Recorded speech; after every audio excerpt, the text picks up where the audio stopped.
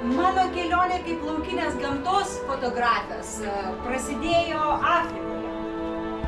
Ir tada, kada, šiaip aš iš Lietuvos išvažiavau 1999 metais. Kaip seniai atrodo, jei dar praeitam šimtmetį.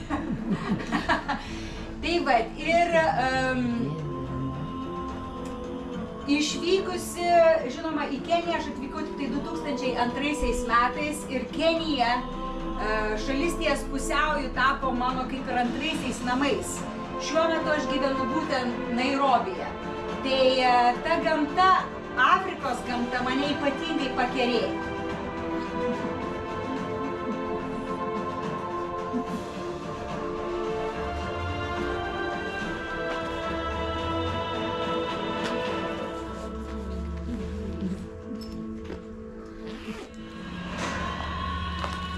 Aliaska. Aliaska tai buvo ta pirmoji vieta, kurioje pradėjau pažinti su meškomis. Ir tai yra rudosios meškos ir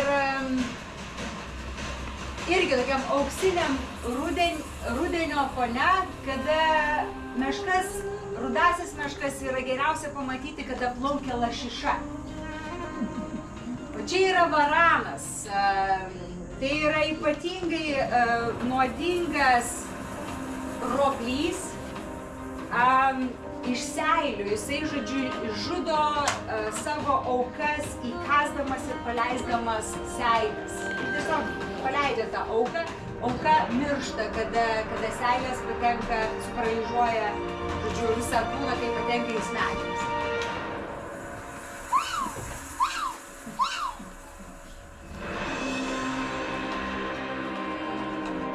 Humanoidai. Aš juos vaidinu tiesiog humanoidais, nes tai yra didžiosios žmogbeždžionės. Jos yra tiek panašios į žmogų, kad ar primatais, ar beždžionėmis, tai jų niekaip nepavadinsi. Nes mes ne tik, kad genetiškai 97–99% esame panašus, bet mes esame panašus elgsena, mes panašus emocijomis, mes panašus tais pačiais instinktais, tarkim, motinystės instinktai. Tai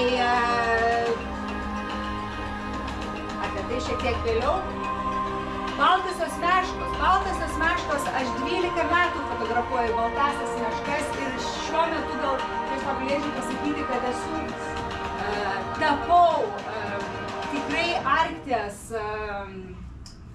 ne tik kad mylėtoja, bet jaučiuosi dažnai į tą vietą, kai važiuoju Patino saloje, Tikita Džuako bendruomenė tiesiog sava. Aš jaučiu, kad netgi Tikita Džuako 600 narių bendruomenė, inuitų bendruomenė priėmė mane. Aš jau kaip ir vietinė jaučiuosi. Kada eini miesteliu, ten buvo kaimeliu ir gali sveikintis. Ir su tavim sveikinasi, tavęs nebijo. Antarktida bus vėliau. Ne.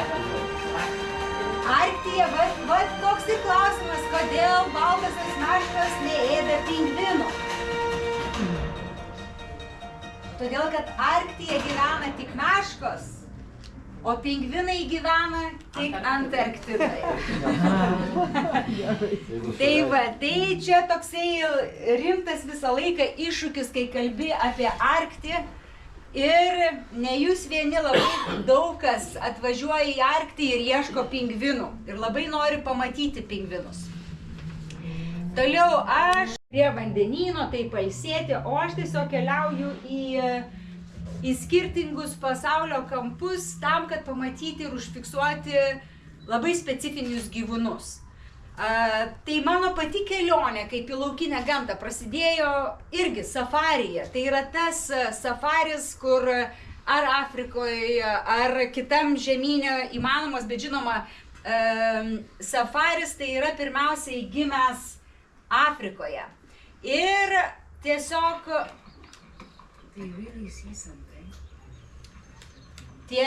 prasidėjo nuo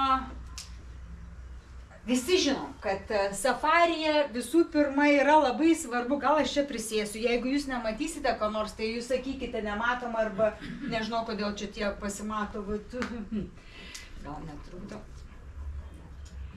Nuo liūto, ne? Ta prasme, visi pirmiausiai Afrika, tai liūtas karalius.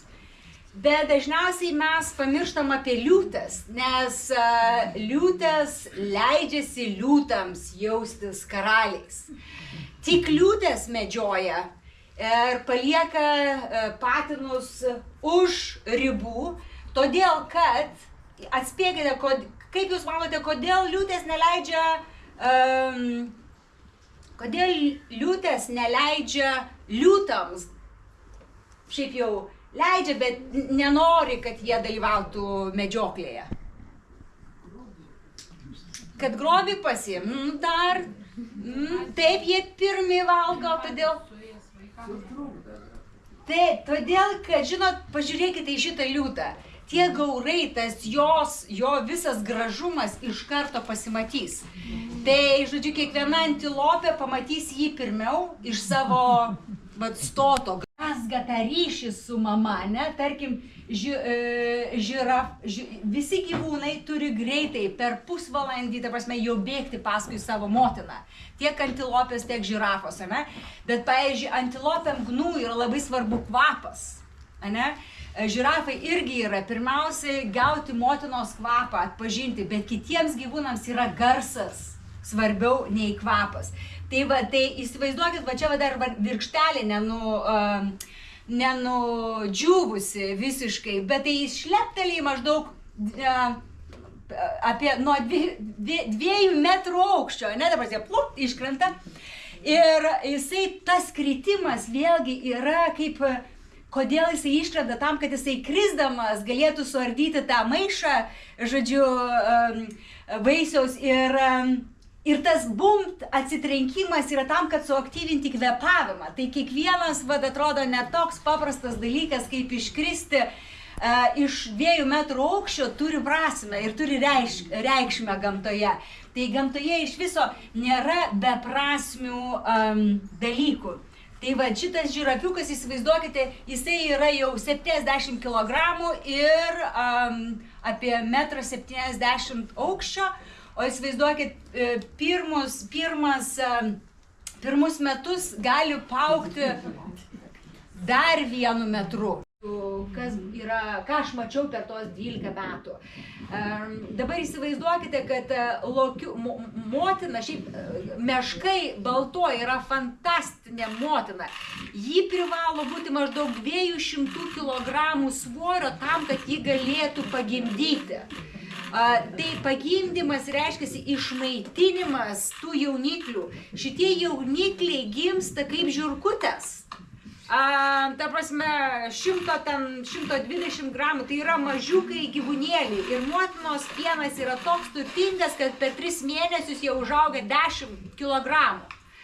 Ir dėl to motina gali reguliuoti savo nėštumą.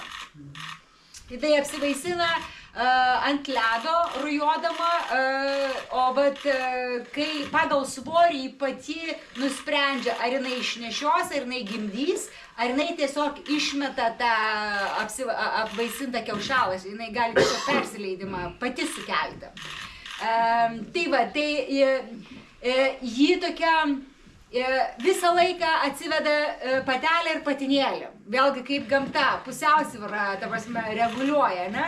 Ir kai jie užauga, būdami tamsoj urve, ne, jie išlenda, motina išsiveda kovo pabaigoje juos iš urvo, todėl kad tai yra toks labai geras medžioklės sezonas. Pirmiausia, jinai atidavusi tiek daug svorį tam, kad išmaitinti šitus mažiukus, jinai pati turi labai paėsti, ne? Tai yra vėlgi ruoniai, tuo metu ruonės atsiveda savo jauniklius.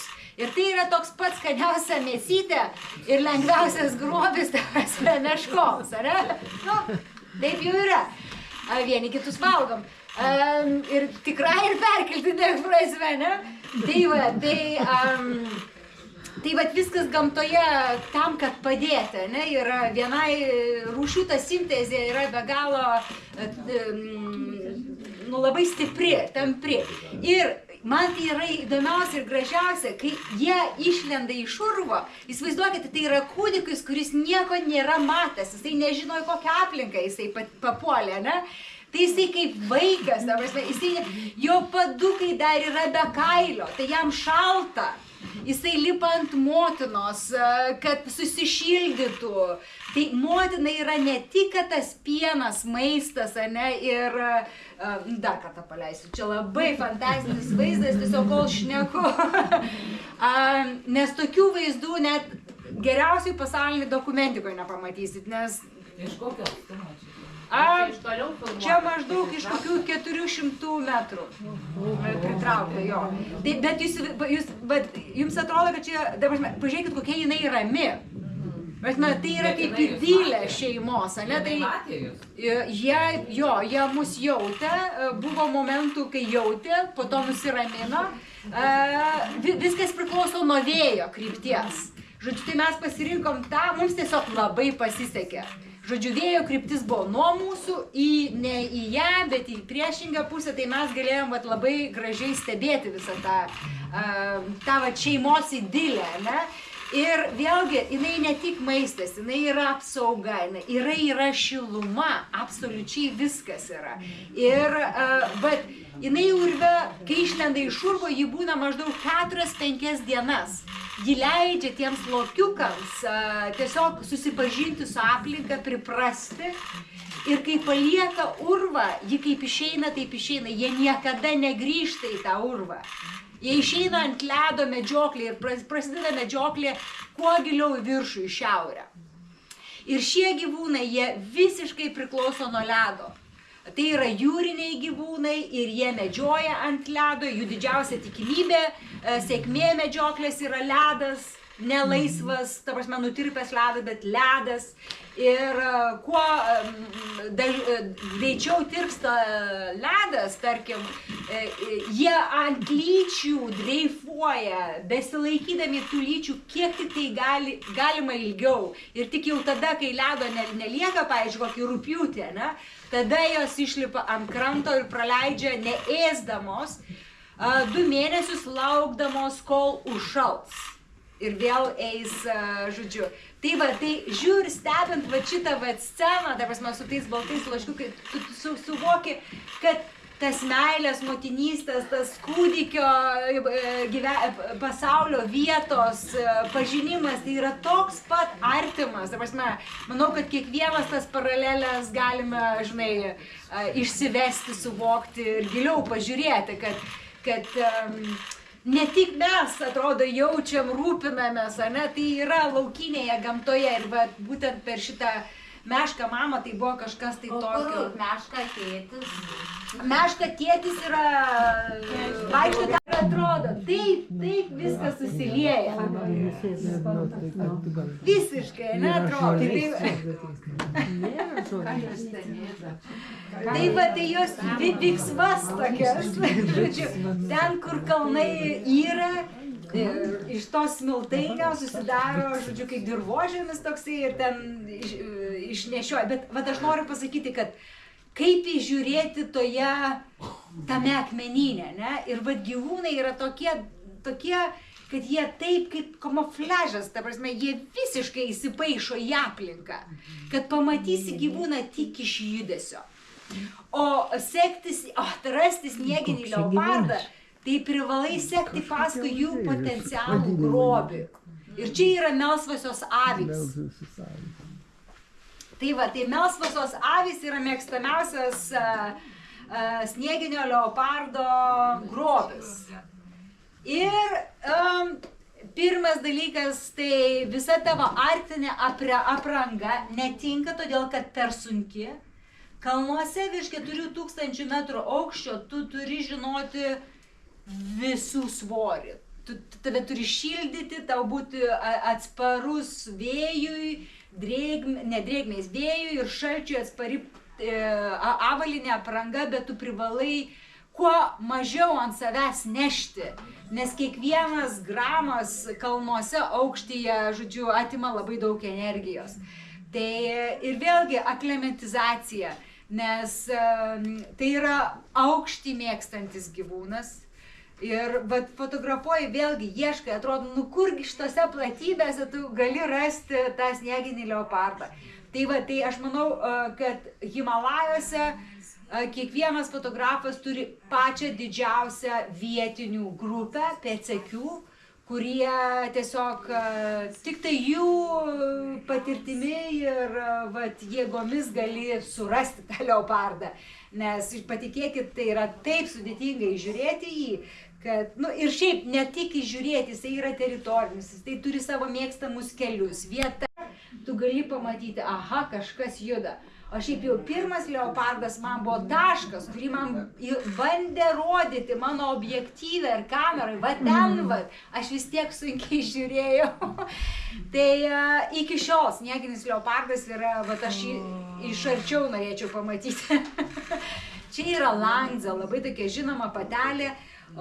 Kodėl žinoma? Todėl, kad jinai mėgsta ateiti į kaimą, kuris yra Langdza pavadinimu.